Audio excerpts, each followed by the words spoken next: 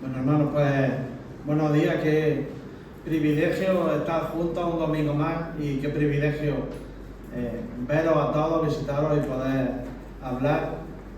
Y es un privilegio una vez más que podamos compartir y estar en la palabra de Dios. Y quería esta mañana ver un texto que se encuentra precisamente en Hechos, capítulo 6. Hechos capítulo 6, vamos hasta los versículos del 1 al 7. Pero para recordaros brevemente el contexto de Hechos está escrito por el apóstol Lucas y este libro narra la historia de la iglesia primitiva. Narra 3 décadas desde el inicio de la iglesia en Pentecostés hasta el encarcelamiento de Pablo en Roma. Y Hechos describe cómo el Espíritu de Dios guió, controló y permitió la expansión del Evangelio y la expansión de la iglesia. El propósito que encontramos aquí en el libro de Hechos es mostrar la difusión y expansión del Evangelio y el cristianismo por medio del poder del Espíritu Santo. Según Hechos capítulo 1, versículo 8, ahí encontramos 3 grandes divisiones. La primera división vemos que el cristianismo se extiende en Jerusalén. La segunda división vemos como el cristianismo y el evangelio se extiende en Judea y en Samaria. Y la tercera división encontramos cómo el evangelio se extiende hasta lo último de la tierra. En el contexto inmediato a nuestro texto podemos ver la ascensión del Señor Jesucristo, la elección del nuevo apóstol, la venida del Espíritu Santo que estaba prometido y el primer sermón de Pedro que dio como resultado la conversión de aproximadamente 3.000 personas. A partir de aquí nace la primera iglesia local en el capítulo 2, versículos 42 al 47, y esta primera iglesia podemos ver cómo todo el conocimiento doctrinal que vemos después en las epístolas del Nuevo Testamento es aplicado. Pero son los capítulos 3, 4 y 5 que son increíbles y nos muestran el principio del ministerio de la primera iglesia local. Y aquí podemos ver cómo el evangelio es imparable, cómo a través de la predicación de la palabra de Dios las personas van siendo salvadas por Dios. Podemos ver cómo a pesar de los continuos ataques de Satanás, cada vez más personas van siendo salvadas por Dios. En estos impresionantes 3 capítulos, justo antes de nuestro texto, podemos ver los 2 efectos que tiene la palabra de Dios cuando es predicada. Podemos ver tanto salvación y santificación como persecución. Pero lo que nos asombra es cómo los apóstoles, a pesar de ser tremendamente perseguidos, a pesar de ser amenazados, azotados, interrogados varias veces, encarcelados, cada vez tienen más deseo y más de nuevo por predicar la palabra de Dios. Y vemos un ministerio poderoso, no por su propia fuerza, sino porque están siendo guiados, dirigidos y alentados por el Espíritu Santo de Dios. Y esto se traduce en un crecimiento en la iglesia impresionante, que lejos de disminuir o frenar ante los ataques que habían recibido, fijaros lo que nos dice Hechos 5, 42. Nos dice: y todos los días en el templo y por las casas no cesaban de enseñar y predicar a Jesucristo. Y es aquí donde llegamos a Hechos capítulo 6, los versículos del 1 al 7, y dice así: en aquellos días, como creciera el número de los discípulos, hubo murmuración de los griegos contra los hebreos, de que las viudas de aquellos eran desatendidas en la distribución diaria. Entonces los 12 convocaron a la multitud de los discípulos y dijeron: no es justo que nosotros dejemos la palabra de Dios para servir a la mesa. Buscad pues, hermanos, de entre vosotros a 7 varones de buen testimonio, llenos del Espíritu Santo y de sabiduría, a quienes encarguemos de este trabajo, y nosotros persistiremos en la oración y en el ministerio de la palabra. Agradó la propuesta a toda la multitud y eligieron a Esteban, varón lleno de fe y del Espíritu Santo, a Felipe, a Prócuro, a Nicanor, a Timón, a Parmea y a Nicolás, prosélito de Antioquía, a los cuales presentaron ante los apóstoles, quienes orando les impusieron las manos. Versículo 7. Y crecía la palabra del Señor, y el número de los discípulos se multiplicaba grandemente en Jerusalén. También muchos de los sacerdotes obedecían a la fe. Vamos a orar. Señor y Padre, te damos las gracias por tu palabra, te damos las gracias porque podemos estar una mañana más en ella. Te pido, Señor, que tú me uses, Señor, a mí como un siervo inútil que soy, Señor, como un instrumento tuyo para tu gloria. Que tú me ayudes a leer tu palabra, a explicarla y a aplicarla, Señor, a nuestras vidas. Que tú abras nuestros corazones para entenderla, que tú nos exhortes y que tú nos hagas conocerte, Señor, cada día más. En el nombre de Cristo Jesús. Amén. Amén. La iglesia del Señor tiene orden espiritual. La iglesia del Señor tiene orden espiritual.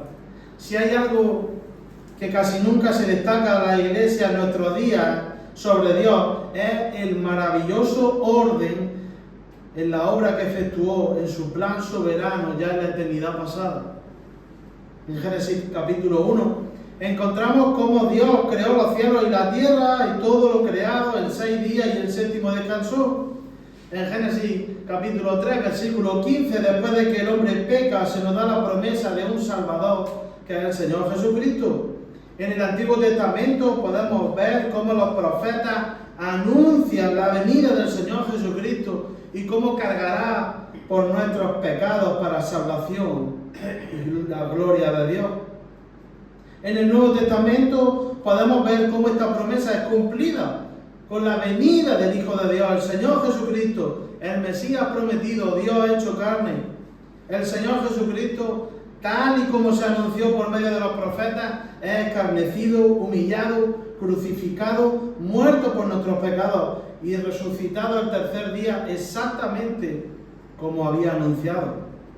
Un tiempo después de resucitar, ascendió a los cielos y volverá para completar el plan soberano de Dios para su gloria por toda la eternidad.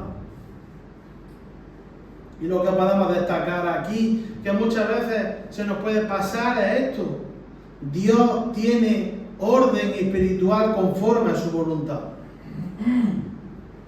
Pero en medio de todo esto se encuentra la iglesia de hoy en día, en la que parece que el orden no es importante en la iglesia y se ciñe más por la improvisación, por el buen parecer, por casi la anarquía espiritual, por lo que pueda venir de alguien, por la constante intención de no organizar ni tener orden espiritual en la iglesia por si viene alguna bendición o porque al parecer de muchos no es importante el orden espiritual.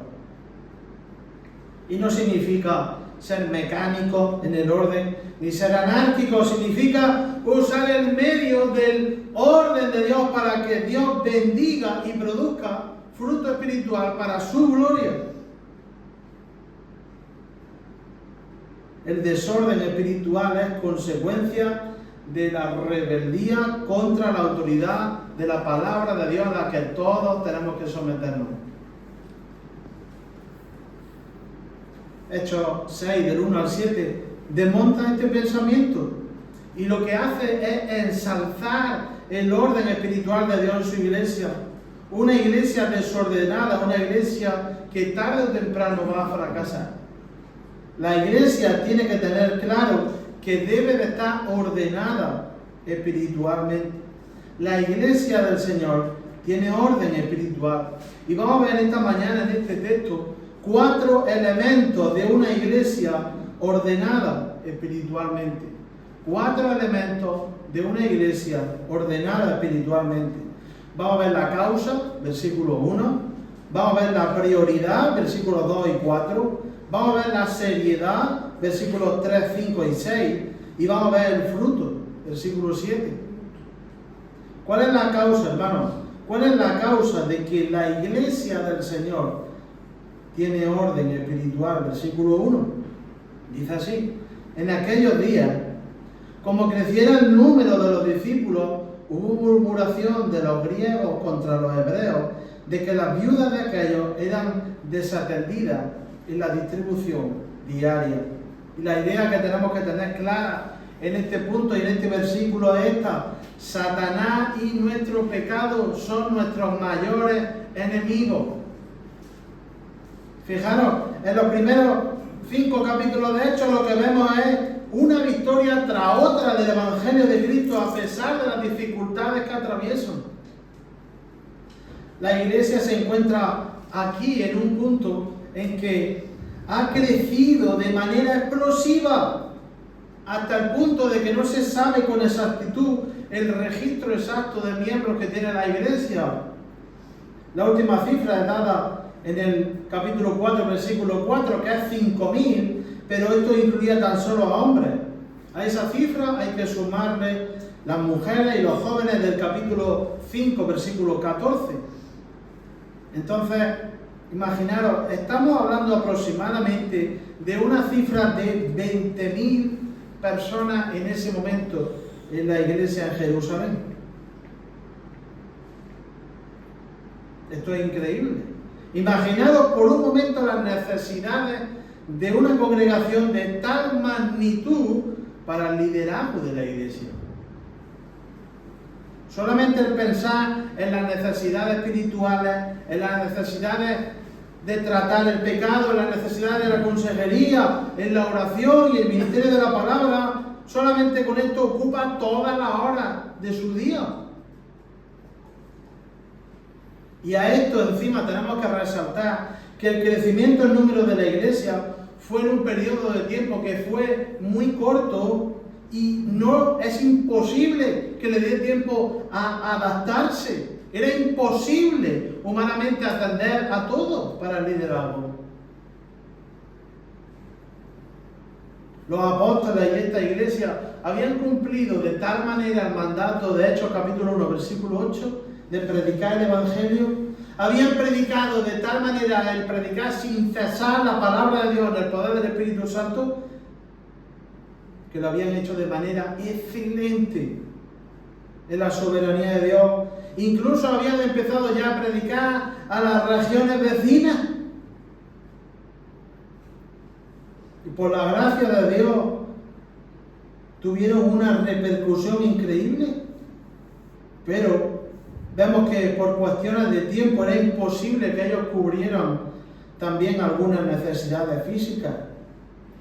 Fijaros como el versículo nos dice que hubo murmuración de los griegos contra los hebreos, de que las viudas de aquellos eran desatendidas en la distribución diaria. Aquí encontramos dos grupos de personas, los judíos y los hebreos, que por un tema quizás de algún prejuicio nacionalista que tenía entre ellos, surgió una disputa con los griegos de que sus viudas no eran atendidas tan igualitariamente o tan equitativamente como las viudas de los hebreos. Y el cuidado de las viudas era una tradición en la sociedad judía. Ahora, nosotros vemos esto y a primera vista, pues no parece un problema de gran envergadura, ¿verdad? Pero lo que encontramos aquí es algo sumamente peligroso.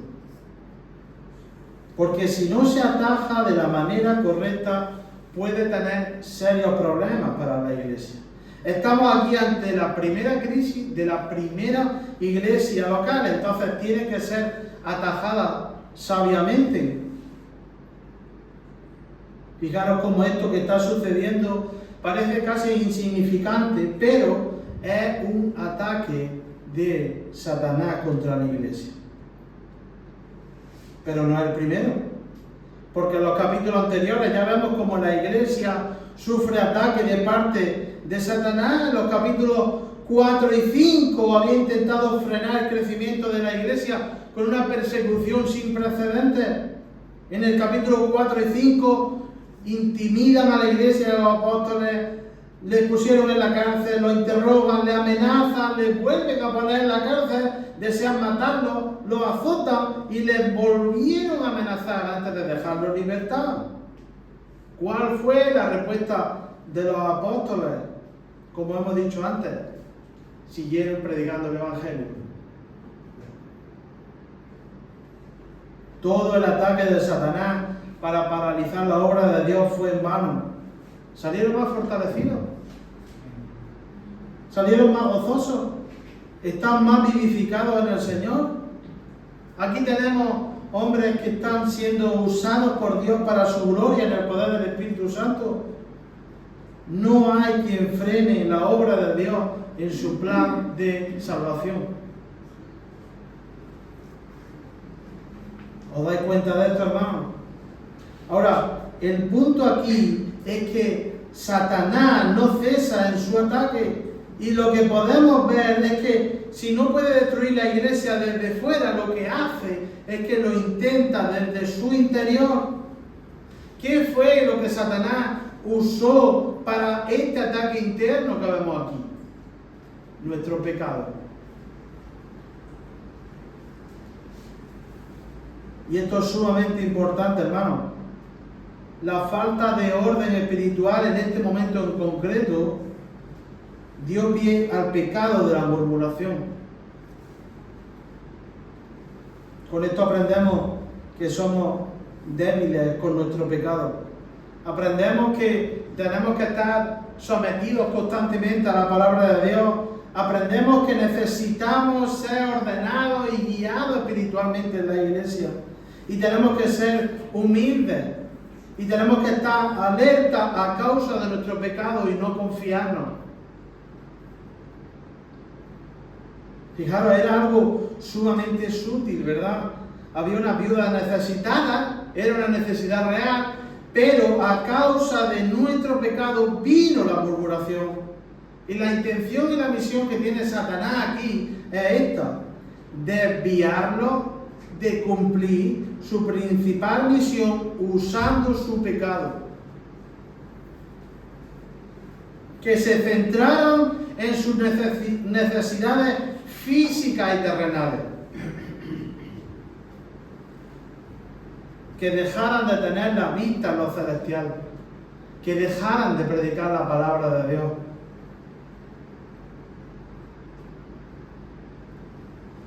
Hermanos, si damos pie a que cada uno haga lo que le parezca, o hacer las cosas de manera improvisada constantemente, si hacemos las cosas que aparentemente pueden ser buenas y olvidamos el orden espiritual que está establecido por Dios en la iglesia y nos quedamos a expensas de lo que hagamos, digamos, vamos a desviarnos.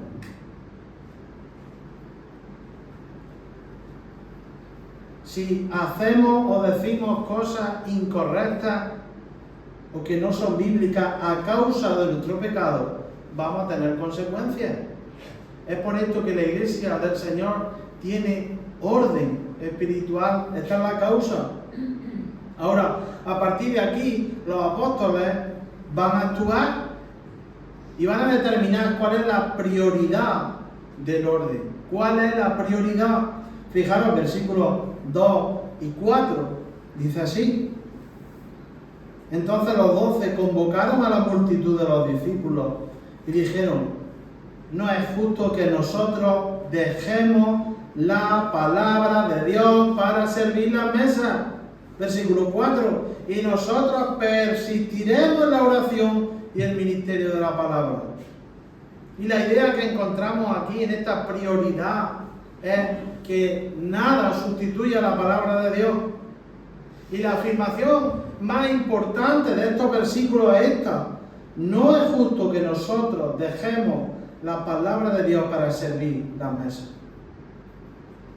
Aquí los apóstoles tienen que tomar una decisión, porque no pueden invertir su tiempo en servir la mesa y dejar a un lado ministrar la palabra de Dios. Y ojo, no estamos diciendo que las viudas no estaban necesitadas.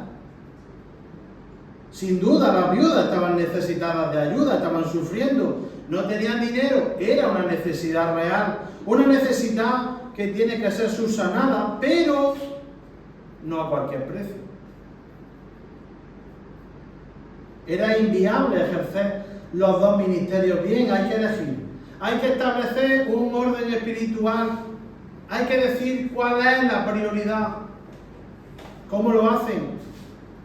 Determinando cuál es la prioridad mayoritaria. Y aquí incluso están tentados por motivos de amor de desviar la mirada de predicar la palabra. Y recordamos que esto es justo lo que Satanás quería conseguir. Ahora fijaros, vamos a hacer una pregunta a este texto. ¿Qué supone que ellos dejen el ministerio de la palabra?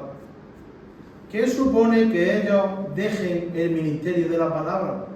En primer lugar, si dejan el ministerio de la palabra, están anteponiendo el hombre a Dios. Si anteponemos al hombre antes que a Dios, invertimos el orden del Evangelio. El centro del Evangelio es Dios, no es el hombre. El Evangelio empieza con Dios, no con el hombre. Si en la iglesia anteponemos al hombre antes que a Dios, estamos pecando. Estamos teniendo desorden espiritual. Esta es la misma tentación que encontramos en el huerto del Edén. El hombre peca porque piensa en él antes de lo que Dios le había mandado. Pensó en lo que podía llegar a ser en lugar de pensar en quien Dios era, es y será. El hombre peca porque no se somete a Dios. Nosotros no vamos primero. Dios es el único de vivir para Él, es el único digno de recibir la gloria.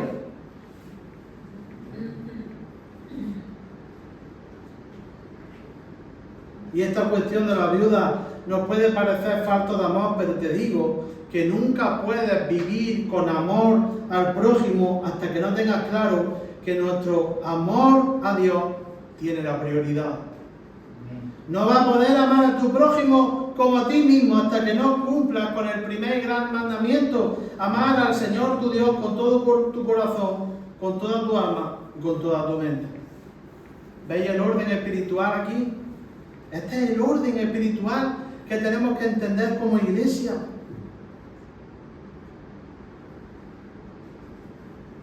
La iglesia de hoy en día invierte en el orden espiritual. Solo piensan en las necesidades del hombre, en lo que el hombre quiere, en lo que el hombre le gusta, en cómo hacer sentir mejor al hombre. Es solamente hombre, hombre, hombre, hombre, y la palabra aquí dice no. Este no es el orden. Este no es el orden de Dios en la iglesia. La iglesia tiene que estar centrada en Dios. La iglesia tiene que estar mirando a Dios. La iglesia debe de conocer a Dios. La iglesia debe de exaltar a Dios. No estar centrada en el hombre.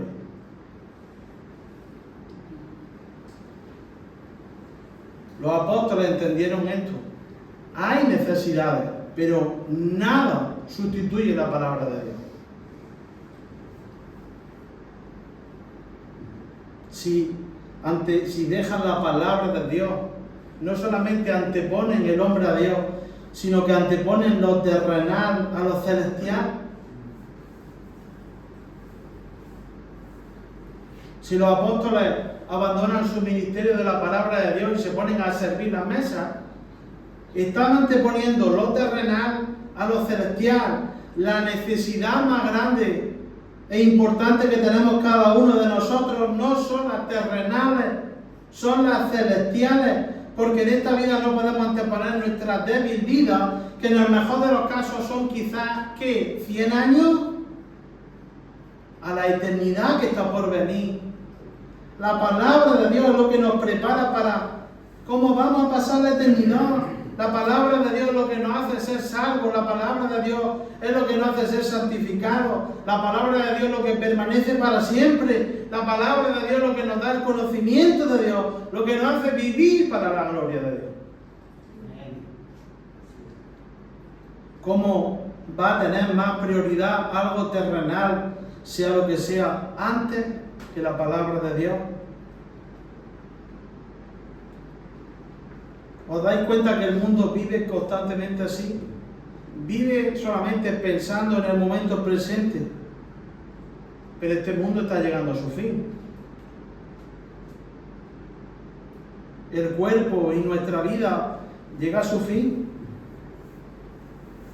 Y cuando eso llegue, ¿qué va a hacer si ha invertido solo en lo terrenal?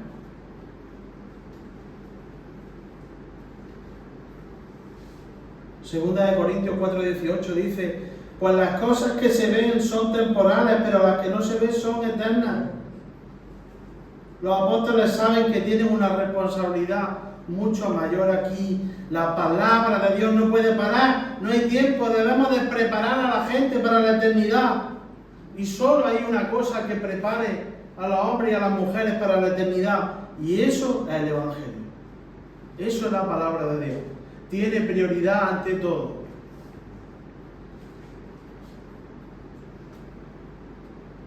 Martin Lloyd-Jones dice, y cito: si cada hombre y cada mujer en el mundo actualmente fuera consciente de que tiene que morir y comparecer ante Dios en su juicio, sería un mundo muy diferente. Y recuerda esto, el juicio es un juicio para la eternidad. No hay segunda oportunidad. Fin de la cita. Puedes tener una póliza de seguro para los gastos de tu muerte. Esto no es prepararse para morir. Si anteponemos lo terrenal a lo celestial, no nos preparamos para la eternidad. Si la iglesia del Señor antepone lo terrenal a lo celestial, si esta primera iglesia o nosotros dejamos la palabra de Dios, nos desviamos de ella, ¿qué nos diferencia del mundo? Proverbios 29:18 dice: sin profecía el pueblo se desenfrena. Esta es la prioridad. Dios antes que el hombre, lo celestial antes que lo terrenal. Es por esto que los apóstoles acertadamente no cayeron en la tentación de Satanás y no dejaron la palabra de Dios.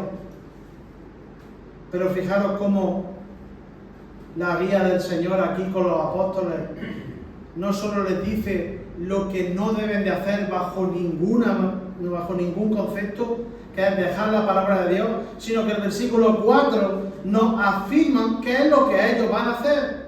Versículo 4 dice: y nosotros, fijaros, persistiremos en la oración y el ministerio de la palabra. Y la idea aquí que tienen los apóstoles y aprendemos es que somos totalmente dependientes de Dios con la oración. Aquí encontramos cómo los apóstoles tienen claras sus prioridades. Ellos van a persistir en la palabra de Dios y en la oración. Y la oración y el ministerio de la palabra siempre están unidos. Necesitamos la palabra de Dios para salvar y santificar. Y unido a esto, necesitamos la oración para estar constantemente en dependencia de Dios, que tiene el poder para hacer la obra, no nosotros. Una vez más vemos aquí cómo el ministerio no está basado en lo que el hombre puede hacer, sino en lo que únicamente Dios tiene poder para hacer. Fijaros, esto es algo maravilloso. El Sanedrín, 2 capítulos antes, describió a los apóstoles como hombres sin letra y del vulgo. Y eso era exactamente lo que eran. No tenían unos estudios superiores, no tenían un conocimiento superior, no tenían un poder en ellos innato. No, eran hombres sencillos, pescadores, etc. No eran filósofos de la época, no eran oradores preparados, pero ninguna de las cosas que podemos imaginar sustituye ni consigue lo que el poder de Dios puede hacer en ellos. Entendemos aquí la dependencia constante de Dios que tenemos en todo lo que hagamos y hablemos para su obra. Aquí vemos la base del ministerio, no solo la palabra de Dios, sino la oración constante. Necesitamos mantenernos constantemente en comunión con Dios. necesitamos sus provisiones continuas de Dios con nosotros. Fijaros, estos hombres vieron lo que tenían por delante y no dijeron, bueno, somos los apóstoles, nuestra experiencia nos va a hacer salir fácilmente victoriosos. No confiaron en ninguna de sus experiencias, no confiaron en ninguna de su capacidad humana. Están sometidos a Dios, a su poder, a su voluntad, a su dirección. Son totalmente dependientes de Dios por medio de la oración. No confiaron en ningún tipo de capacidad. ¿En qué confiaron? Solamente en el poder de Dios. No confiaban en ellos. Necesitan orar para ellos mismos, pero también necesitan orar por los demás. Ellos persisten en la oración y el ministerio de la palabra porque saben que solo Dios puede hacer la obra de salvación y santificación. El hombre está corrompido, cegado por el pecado, muerto. No podemos salvarnos ni a nosotros mismos. ¿Cómo vamos a depositar nuestra confianza en nosotros mismos? ¿Cómo nosotros, que no nos podemos salvar, vamos a confiar en nosotros para salvar a los demás? ¿Cómo pueden hacerle entender a la iglesia el orden espiritual? ¿Cómo podemos abrir su corazón?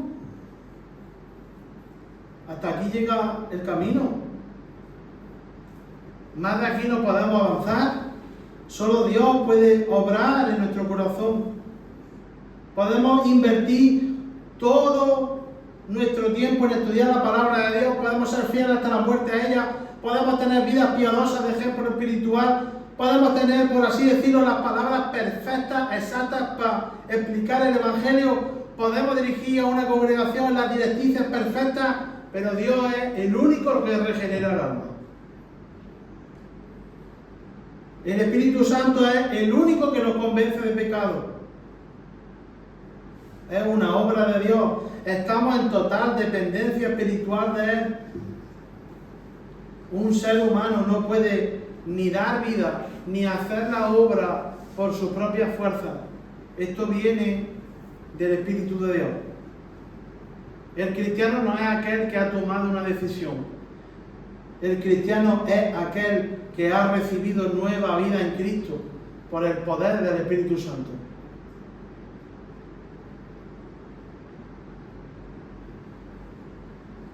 Estos hombres, siendo conscientes de su debilidad y dependencia con ellos mismos y sobre los demás, no tienen mayor remedio y mayor deseo que no solo persistir en la palabra de Dios, sino en la oración, porque tienen claras sus prioridades, ordenando espiritualmente la iglesia del Señor.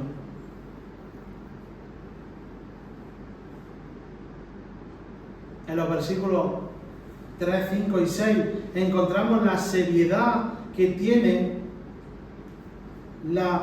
ordenar la iglesia del Señor. La seriedad, en el versículo 3 encontramos aquí la decisión que toman los apóstoles, y en el versículo 5 y 6 encontramos la respuesta. Fijaros la decisión. Versículo 3: buscad pues, hermanos, de entre vosotros a 7 varones de buen testimonio, llenos del Espíritu Santo y de sabiduría, a quienes encarguemos de este trabajo. Fijaros, hermanos, que aunque los apóstoles tuvieran claro cuáles son sus prioridades en la congregación, no dejaron este problema de lado. Ellos no dijeron, bueno, pues tenemos muchas cosas que hacer, ya se solucionará el problema. No. No dijeron, ya tenemos mucho cargo, que se apañe cada uno como pueda. Recordad que aquí están estableciendo orden espiritual en la iglesia. Ellos no van a dejar el problema de lado. La iglesia tiene que ser ordenada espiritualmente. Ahora, el trabajo de servir las mesas consistía en participar, en servir los alimentos y manejar asuntos de dinero. Esa palabra buscar que vemos en el versículo es sumamente importante y significa vigilar, significa supervisar. Y la idea que nos da aquí es la seriedad para ejercer el ministerio. Había una multitud muy amplia de personas, pero fijaros, no escogen a cualquiera. Y en el día de hoy podemos pensar, tanta seriedad para servir la mesa, tanta seriedad para manejar asuntos de dinero. Pues sí, aquí tenemos una congregación que tiene un concepto correcto de lo que es servir al Señor. Esta congregación tiene una dependencia y guía del Espíritu Santo en todo. Todo lo que hacen, todo el orden espiritual que establecen lo hacen con esta idea. Tenemos que honrar al Dios Santo con temor reverente. Ellos, para que se hiciera este ministerio, no llegaron y dijeron, tú y tú mismo. Ellos, para servir la mesa y manejar asuntos de dinero, no preguntaron, ¿hay algún mesonero por aquí? ¿Quién sabe llevar la bandeja? ¿Hay algún economista en esta multitud? No, aquí se detienen. Y en orden espiritual establecen unos requisitos. Y aquí entra en juego la responsabilidad de la congregación en buscarlo y presentar sus opciones ante los apóstoles, porque están sometidos gozosamente a ellos. Nos damos cuenta del orden espiritual perfecto aquí, cómo los apóstoles dirigen la congregación, cómo la congregación se somete a ellos y todos juntos trabajan y se esfuerzan, cada uno en su ministerio y en sometimiento a los apóstoles por el amor que todos tienen al Señor. Y lo que a continuación vemos en este versículo son 5 características para este trabajo. Necesitan hombres de entre vosotros, de buen testimonio, llenos del Espíritu Santo y de sabiduría. Fijaros brevemente. Primer requisito, hombres. Como servir las mesas y manejar asuntos de dinero requería cierto liderazgo, debían de ser hombres los que se encargasen de este trabajo. Ciertamente las mujeres pueden tener ministerio, tienen responsabilidades que cumplir la congregación, y esto lo encontramos en Tito capítulo 2, los versículos del 3 al 5. Pero nunca papeles de liderazgo, porque el diseño de Dios está establecido así para la iglesia. En segundo lugar, nos dice el versículo que tienen que ser entre vosotros. Estos hombres creyentes deben de pertenecer a la congregación local. La iglesia local debe de establecer su liderazgo, sea el ministerio que sea, entre sus miembros. No buscar hombres de otra congregación, sino que los líderes de la congregación deben de formar a estos hombres creyentes que están con ellos para que sean aptos y ejerzan este trabajo. Tercer requisito, tienen que tener buen testimonio. Deben de ser hombres creyentes íntegros que en cierta manera sean irreprochables, que en cierta manera, dentro de que todos somos pecadores, sean de un buen ejemplo espiritual para la congregación. Tienen que ser humildes, de buen testimonio, para que se le encargue el trabajo de manejar dinero y distribuir alimentos. Cuarto requisito, tienen que ser llenos del Espíritu Santo. Tienen que ser hombres en dependencia del Señor en todas las áreas de su vida, por decirlo así. Hombres que estén metidos en la Escritura. Hombres que examinen la Escritura. Hombres que estén en orden conforme a la palabra de Dios. Quinto requisito, de sabiduría. No son hombres que tengan un amor y ya está, y con eso vale, no. Son hombres que tienen un conocimiento teológico de la palabra de Dios. Son hombres que conocen la Biblia y eso les sirve para aplicarlo en las diferentes situaciones de su vida, así como en el ministerio que tienen que ejercer. Y según este texto, no nos deja claro que estos fueron los primeros diáconos, como ponen muchos titulillos. no nos lo deja claro, que fueron los primeros diáconos de la iglesia primitiva, pero lo que sí nos da, hermanos, es una guía espiritual para el servicio en la iglesia local. Esto es una joya, esto es una maravilla espiritual para aquellos ancianos y líderes de la congregación que necesitan ordenar espiritualmente la iglesia y están dudosos y no tienen claro quién puede hacerlo. Bueno, pues aquí está una guía. Aquí está la responsabilidad de la congregación en examinar esto y en examinarnos a nosotros mismos, en hacerlo todo con temor santo y reverente, porque vamos a servir al Señor en sometimiento a nuestros ancianos, en una iglesia que está ordenada espiritualmente. Esta es la decisión que tomaron los apóstoles. Ahora, ¿cuál fue la respuesta de la congregación? Versículos 5 y 6, fijaros. Agradó la propuesta a toda la multitud y eligieron a Esteban, varón lleno de fe y del Espíritu Santo, a Felipe, a Prócoro, a Nicanor, a Timón, a Parmena y a Nicolás, prosélito de Antioquía, a los cuales presentaron ante los apóstoles, quienes orando le impusieron las manos. Y fijaros en estos versículos, porque parece que, bueno, pues una lista de nombres y ya está, pero la respuesta de la congregación que vemos aquí es increíble. La respuesta de la congregación nos da un ejemplo de cómo es una vida transformada por el Señor de la iglesia. No es solo que agradó la propuesta de los apóstoles a toda la congregación, no solo se sometieron gozosamente, no es solo que esta congregación tuvo un sometimiento gozoso, sino que la realización de este trabajo fue excelente. Tuvieron una respuesta a esta decisión que solamente puede venir de la guía del Señor. Y fijaros, podemos conocer más o menos de estos hombres, pero no nos vamos a centrar en esto. Nos centramos en que el papel de cada uno de ellos fue crucial en esta historia de la primera iglesia. Y aún igual de importante fue la respuesta de la congregación al elegirlo. Tenía algo que era característico. Fijaros, si os fijáis, los 7 nombres que aquí se nos detallan son griegos. Ninguno de ellos era de Jerusalén. ¿Recordáis cuál era el problema de las viudas del versículo 1? ¿De quién era? Era de las viudas de los griegos.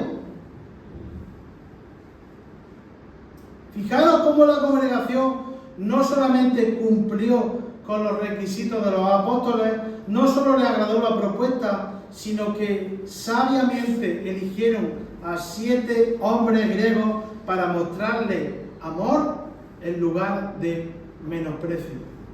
¿Nos damos cuenta de esto? Ya que los griegos se sentían menospreciados, la unidad y el amor de la iglesia rectificó la situación y nombró a 7 hombres griegos que cumplían estos requisitos para este ministerio. No solo evitaron la división, no solo se establecieron prioridades, no solamente todo se hizo con temor reverente, sino que además se hizo con amor, se hizo con unidad en la congregación y el ataque de Satanás quedó frustrado. ¿Os dais cuenta, hermanos, cómo tanto los líderes de la congregación como esta congregación realizó un trabajo excelente? ¿Creéis que esto es porque son muy listos? ¿Creéis que esto es porque son muy aptos? ¿Porque piensan muy bien humanamente hablando? No, hermano, aquí vemos orden espiritual en dependencia al Señor. Aquí vemos sometimiento gozoso al Señor. Cada uno en el ministerio y la responsabilidad que el Señor le haya dado, realizarlo con humildad. Y esto nos enseña a cómo debemos de servir y trabajar en la iglesia, a cómo debemos de servir a nuestros ancianos, a cómo debemos de ser humildes tengamos el ministerio que tengamos, no anárquicamente, no cada uno lo que quiera, no de cualquier forma, no de mala gana, sino sirviendo al Señor cada uno en el privilegio que Dios le haya dado, sea que esté dirigiendo o sea que haya sido dirigido y esté siendo ordenado espiritualmente en la iglesia. Esta es la respuesta de la congregación, lo hicieron con seriedad. Y el cuarto y último elemento, y con este terminamos, del orden espiritual del Señor en la iglesia, aquí vemos versículo 7, el fruto, versículo 7. Y crecía la palabra del Señor, y el número de los discípulos se multiplicaba grandemente en Jerusalén. También muchos de los sacerdotes obedecían a la fe. Aquí podemos encontrar cómo el fruto de ordenar espiritualmente la iglesia trajo bendición. La fidelidad a Dios trae bendición. Aquí encontramos el efecto imparable de la palabra de Dios y cómo condujo a ser bendecido. En el capítulo 4 de Hechos, después de que Pedro y Juan predicaran el Evangelio y fuesen echados en la cárcel, interrogados y amenazados, ellos respondieron: no podemos dejar de decir lo que hemos visto y oído. Y seguidamente pidieron fortaleza a Dios en oración. En el capítulo 5, nuevamente los pusieron en la cárcel por seguir predicando, los volvieron a intentar intimidar. Y les dijeron ellos: es necesario obedecer a Dios antes que a los hombres. Y después de predicar el Evangelio, los sumos sacerdotes y el concilio desearon matarlo y los azotaron y volvieron a amenazarlos de que no hablasen en el nombre del Señor Jesús. ¿Cuál fue su respuesta? No cesaban de enseñar y predicar a Jesucristo. En el capítulo 6 que estamos viendo, versículo 2, tienen claras sus prioridades. En el 6.4 siguen persistiendo en la oración y la palabra de Dios en todo este camino. Y ahora concretamente en este versículo 7, ¿qué vemos? Cómo fueron sumamente fieles. Cómo su fidelidad a Dios en todo este tiempo trajo fruto y bendición. ¿Os dais cuenta de esto, hermanos? A pesar de generarse un contratiempo en el versículo 1, esto no cambió las prioridades. Ellos podían haber dicho: tenemos un nuevo problema, quizás deberíamos cambiar de táctica, ¿verdad? Y esto nos pasa muchas veces en nuestra vida. Decimos: quizás Dios nos esté mandando una señal y es algo que está firmemente afirmado en la palabra de Dios que debemos de hacerlo. Esta es nuestra confianza. Aunque tengamos circunstancias difíciles, aunque tengamos situaciones delicadas, aunque seamos perseguidos, aunque tengamos dolor, si estamos viviendo conforme a la palabra de Dios, tenemos que ser fieles como fueron los apóstoles. Y Dios, en su voluntad y su tiempo, va a traer bendición, va a traer fortaleza a nuestra alma. Tal fue la bendición que la palabra de Dios creció de tal manera que los discípulos se multiplicaban grandemente y casi que perdieron la cuenta exacta de lo que había debido al impacto del Evangelio. Fijaros, hermanos, cómo por esta congregación ser ordenada espiritualmente, cada uno tuvo su ministerio, lo pudieron ejercer fielmente, y la prioridad de la palabra y la oración que trajo fruto. Es más, la palabra de Dios tuvo tal efecto que convirtió quizás a los que no esperábamos. Dice: también muchos de los sacerdotes obedecían a la fe. Los sacerdotes rasos que ministraban en el templo fueron convertidos por el poder impalable de la palabra de Dios. Aquellos que estaban encerrados en la ley, aquellos que confiaban en su carne, aquellos que hacían especial hincapié en la obra, aquellos que no tenían un concepto acertado de la salvación y del pecado, son convertidos, son regenerados de tal manera que obedecen la fe en Cristo, la única que trae salvación. Este es el fruto que trajo el orden espiritual de la iglesia del Señor.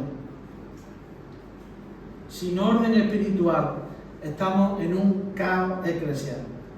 Sin orden espiritual estamos a la deriva de conflictos, de rebeldía, de importancia de opiniones y pensamientos humanos. Sin orden espiritual, la iglesia del Señor se convierte en una anarquía que cada uno hace lo que le da la gana y perjudica la unidad y el amor de la iglesia. Si la iglesia no está organizada espiritualmente conforme a la palabra de Dios, esto es un caos. Sin orden espiritual, el pecado y Satanás va a estar a la puerta esperando para atacar. Le quitaremos importancia a las prioridades. La iglesia parecería cada vez más al mundo y el Señor sería deshonrado. ¿Quieres una iglesia con orden espiritual, que responde bíblicamente, que tiene clara la causa, las prioridades, la seriedad? Mira esta iglesia, hermano, y aplica el orden espiritual que los líderes establecieron y tendremos una congregación ordenada espiritualmente y bendecida por el Señor. Vamos a orar. Señor y Padre, te damos las gracias por tu palabra, te damos las gracias porque